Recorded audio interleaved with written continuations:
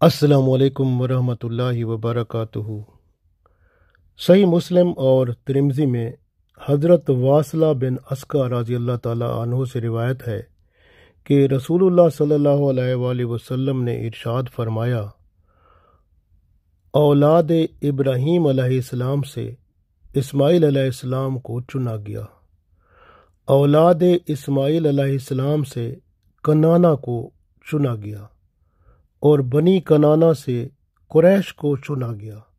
اور قریش سے بنی ہاشم کو چنا گیا، اور بنی ہاشم سے اللہ تعالیٰ نے مجھے چن لیا۔ خصائص کبریٰ میں حضرت عبداللہ بن عباس رضی اللہ تعالیٰ عنہ سے روایت ہے کہ رسول اللہ صلی اللہ علیہ وآلہ وسلم نے ارشاد فرمایا کہ حضرت آدم علیہ السلام سے لے کر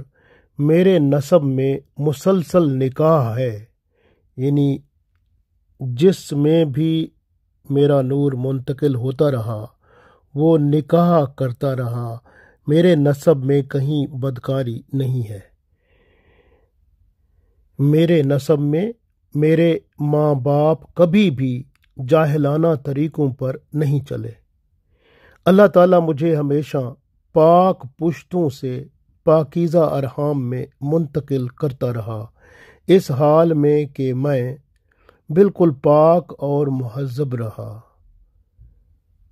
جہاں بھی خاندان کی دو شاخیں ہوئیں تو اللہ تعالیٰ نے مجھے ان کی بہترین شاخ میں منتقل فرما دیا۔ حضرت عائشہ صدیقہ رضی اللہ تعالیٰ عنہا سے روایت ہے کہ رسول اللہ صلی اللہ علیہ وسلم نے ارشاد فرمایا کہ میرے نسب میں سب کے نکاح ہیں اور کوئی بدکاری نہیں ہے۔ غور کریں، یہ رسول اللہ صلی اللہ علیہ وسلم ماشاء اللہ صحیح بخاری کی روایت کے مطابق حضرت آدم علیہ السلام سے لے کر آپ صلی اللہ علیہ وسلم کے والد ماجد حضرت عبداللہ رضی اللہ تعالی عنہ اور حضرت حوا رضی اللہ تعالی عنہا سے لے کر بی بی آمنہ رضی اللہ تعالی عنہا تک سید کائنات صلی اللہ علیہ وآلہ وسلم کا نسب پاک ہر قسم کی آلودگیوں سے پاک صاف رہا۔ آپ صلی اللہ علیہ وسلم کا نسب جو کہ حدیث میں ملتا ہے، محمد صلی اللہ علیہ وسلم بن عبداللہ بن عبد المطلب بن ہاشم بن عبد المناف بن قسی بن کلاب بن مرہ بن کعب بن لوئی بن غالب بن فہر بن مالک بن نصر بن کنانہ بن خزیمہ بن مدرکہ بن الیاس بن مزر بن نزار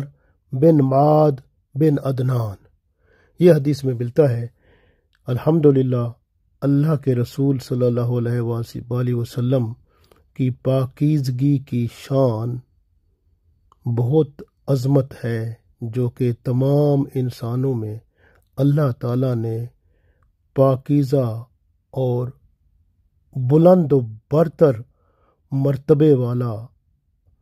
تمام کائنات میں جو اللہ نے پیدا کی، رسول اللہ صلی اللہ علیہ وآلہ وسلم کو یہ شرف بخشا، اور ہم پر کرم یہ ہوا کہ ہم آپ صلی اللہ علیہ وآلہ وسلم کے امتی قرار پائے۔ الحمدللہ رب العالمین۔